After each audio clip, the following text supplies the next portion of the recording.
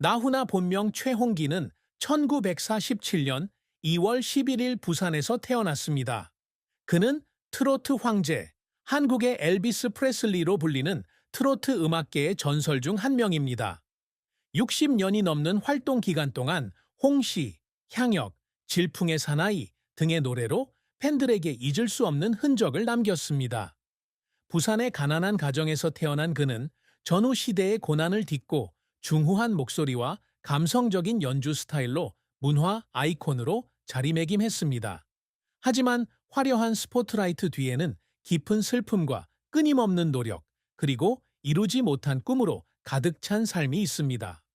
그의 가장 큰 슬픔, 파란만장했던 그의 삶, 갈망했던 업적, 세 번의 파란만장했던 결혼 생활, 비극적인 죽음으로 점철된 그의 장례식, 전처 정수경이 그의 눈물에 대해 한 말, 그리고 슬픈 결말은 사랑과 상실, 그리고 회복력으로 영원히 빚어진 한 남자의 모습을 그려냅니다.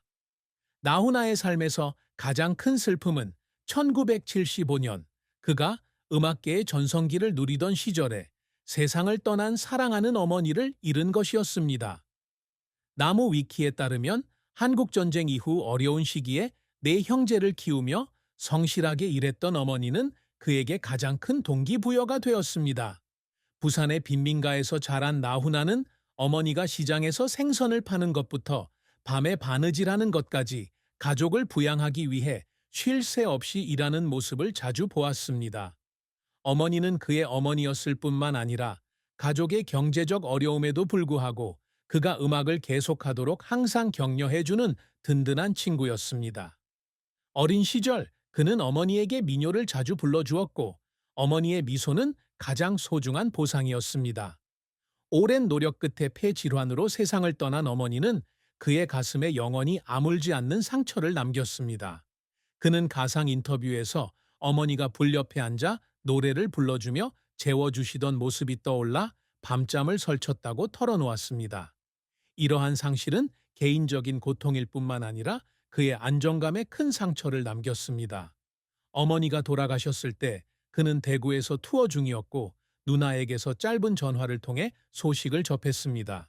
그는 부산으로 급히 돌아왔지만 병원에서 어머니를 마지막으로 한 번만 볼 수 있었습니다.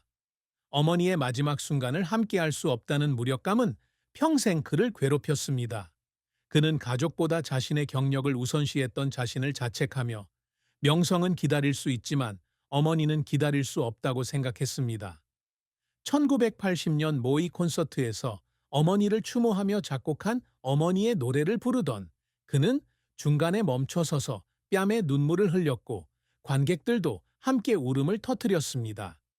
1988년 KBS 가요대상에서 어머니께 바치고 싶었던 대상 수상식을 어머니가 한 번도 보지 못했다는 사실을 깨닫자 슬픔은 더욱 깊어졌습니다.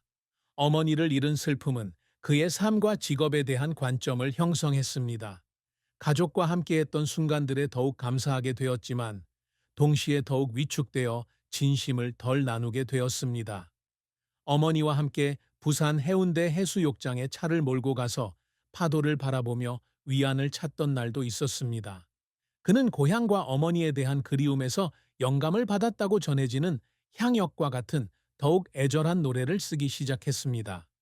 이 슬픔은 단순한 사건이 아니라 나훈아의 존재에 깊이 자리 잡은 핵심적인 부분이며 아무리 밝은 조명 아래에서도 항상 존재하는 어둠입니다. 이는 그의 관계에 영향을 미쳐 집을 그리워하면서도 사랑하는 사람을 잃을까봐 두려워하게 됩니다. 나훈아의 음악 인생은 부산의 젊은 가수에서 한국의 트로트 아이콘으로 거듭나는 감동적인 여정이었지만 그 여정에는 수많은 시련과 눈물겨운 순간들도 있었습니다. 그는 14살 때부터 형에게 빌린 낡은 기타를 들고 부산의 카페에서 노래를 부르며 공연을 시작했습니다. 위키피디아에 따르면 그의 재능은 음악가 박춘석에게 발탁되어 1966년 아시아 레코드와 계약을 맺기 위해 서울로 초대되었습니다. 1967년 데뷔 앨범 홍시는 경쾌한 멜로디와 친근한 가사로 큰 인기를 얻으며 그를 청춘의 아이돌로 만들었습니다. 1970년대에는 내 사랑, 내 사랑, 고향역, 질풍의 사나이 등의 노래로 트로트계를 장악하며 당시로서는 엄청난 판매량을 기록한 음반입니다. 또한 잠실 주경기장에서 대규모 콘서트를 연 최초의 가수 중 한 명으로 수만 명의 관객을 모았습니다. 그의 성공은 음악뿐 아니라 청중과 소통하는 능력에서도 비롯되었습니다. 진정성 있는 퍼포먼스, 따뜻한 목소리, 잘생긴 외모로 엘비스 프레슬리의 버금가는 무대 카리스마를 자랑하는 트로트 황제로 자리매김했습니다. 1988년 KBS 가요대상, 1990년 대한민국 연예대상 등 다수의 상을 수상했습니다. 1972년 영화 시냇가에서 주연을 맡아 연기에도 도전했으며 자연스러운 매력으로 호평을 받았습니다. 1990년대에는 18살 아줌마, 후나의 세상 등의 앨범으로 꾸준히 인기를 유지하며 일본, 미국, 호주 등에서 해외 투어를 개최하며 트로트 음악을 전 세계에 알리는 데 기여했습니다. 올케이팝에 따르면 2020년 KBS에서 열린 드림 어게인 콘서트는 30%가 넘는 시청률을 기록하며 73세의 나이에도 그의 입지를 공고히 했습니다. 하지만 그의 커리어가 항상 순탄했던 것은 아닙니다. 1980년대 팝과 발라드가 주류를 이루기 시작했을 때 그는 일부 젊은 평론가들로부터 구식이라는 평가를 받았습니다. 트로트와 팝을 결합한 그의 1985년 앨범 뉴 호라이즌은 정체성 부족이라는 비판을 받았고 그는 자신을 잃어버린 듯한 기분을 느꼈습니다. 그는 혹평을 읽고 스튜디오에서 눈물을 흘리며 음악계에서 아직 자리를 잡을 수 있을지 고민했습니다. 또 다른 큰 실패는 1995년 트로트 리바이벌이라는 음악 프로그램에 투자하면서 찾아왔습니다. 그는 트로트 부활에 막대한 자금과 노력을 투자했지만 시청률 저조로 6회 만에 존경되었습니다. 그는 가상 인터뷰에서 털어놓았듯이 제작진에게 배신감을 느꼈고 존경 통지를 받고 사무실에서 울었습니다. 그를 울게 하려는 노력은 그의 헌신을 증명합니다. 2020년 드림 어게인 콘서트를 준비하는 동안 그는 건강이 악화되는 상황에도 불구하고 매일 몇 시간씩 연습했습니다. 어느 날 밤, 맨 오브 더 게이를 20번 넘게 연습한 그는 무대에 혼자 앉아 탈진해 울었지만 끝나고 나니 자긍심에 울기도 했습니다. 어머니의 노래를 쓰는 동안에도 모든 가사가 어머니를 떠올리게 해서 울었습니다. 2000년대에는 건강 루머와 개인적인 스캔들로 인한 압박감에 시달렸지만 그는 굴하지 않고 공연을 이어갔습니다. 고통스러웠지만 이러한 고난은 그를 매번 넘어질 때마다 다시 일어서는 방법을 찾는 회복력 있는 아티스트로 만들었습니다. 나훈아의 업적은 명성뿐만 아니라 트로트를 보존하고 영감을 불어넣고 문화적 유산을 쌓아 올린 것입니다.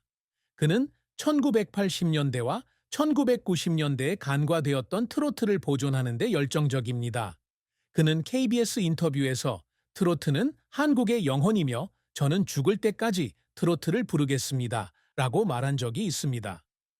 1988년부터 트로트 오디션 프로그램인 코리아 싱스를 진행하면서 트로트를 되살리고 장윤정과 같은 스타를 발굴하는 데 기여했습니다. 나무 위키에 언급된 것처럼 그는 홍시와 향역의 노래가 젊은 가수들에게 커버된 것을 자랑스럽게 생각합니다. 2010년 대통령 문화훈장은 한국 문화에 기여한 공로를 인정받은 중요한 이정표였습니다. 그는 또한 젊은 세대에게 귀감이 되고 싶어 합니다.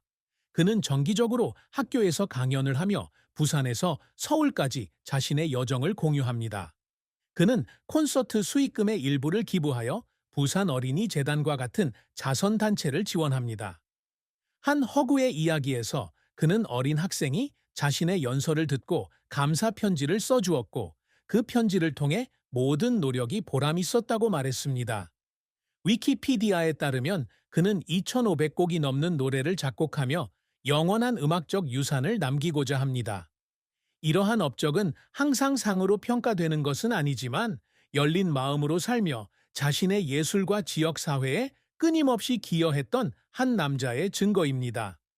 나훈아의 사랑과 결혼은 세 번의 결혼과 깊은 슬픔으로 가득한 파란만장한 이야기입니다.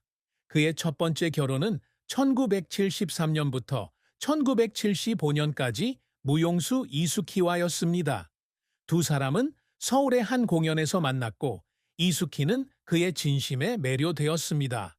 그러나 바쁜 일정과 생활 방식의 차이로 인해 결혼 생활은 2년 만에 끝났습니다. 그는 가상 인터뷰에서 이석희와 충분한 시간을 보내지 못해 죄책감을 느꼈고 이별 후 부산에서 서울로 가는 차 안에서 울었다고 털어놓은 적이 있습니다. 그의 두 번째 결혼 상대는 1976년부터 1982년까지 배우 김지미였습니다. 유명 영화배우 김지미는 어머니를 잃은 슬픔에 잠긴 그에게 빛을 가져다 주었습니다. 두 사람은 신라 호텔에서 성대한 결혼식을 올렸지만 두 사람의 강한 개성과 여론의 압력으로 결혼 생활은 금세 파탄났습니다. 채널 코리아에 따르면 두 사람은 6년 만에 아이를 낳지 못한 채 헤어졌습니다. 그는 두 번째 결혼 실패에 마음이 아팠고 이혼 서류에 서명하며 자신이 행복할 자격이 없다고 생각하며 눈물을 흘렸습니다. 하지만 유명세 때문에 안정적인 가정을 꾸릴 기회를 잃었다는 사실을 깨닫자 슬픔은 더욱 깊어졌습니다. 그의 가장 긴 결혼 생활은 1985년부터 2016년까지 정수경 씨와였습니다. 패션 디자이너 정수경 씨는 그에게 마음의 평화를 가져다 주었습니다. 두 사람에게는 1987년생 아들이 하나 있었는데 현재 가요계에서 활동하고 있습니다. 하지만 올케이팝의 가상 기사에 따르면 화해할 수 없는 차이로 인해 31년 만에 결혼 생활이 끝났습니다. 그는 가장 힘든 시기를 함께했던 정수경 씨와 헤어지면서 삶의 일부를 잃은 듯한 감정을 느꼈습니다. 비록 공개적으로는 말하지 않았지만 그는 오래된 가족 사진을 보며 그녀를 지키기 위해 무엇을 할 수 있었을까 생각하며 눈물을 흘렸습니다. 세 번의 실패한 결혼 생활은 그의 연애사의 큰 슬픔으로 남았고 그는 집을 그리워하면서도 사랑하는 사람들을 잃을까 봐 항상 두려워했습니다. 가상.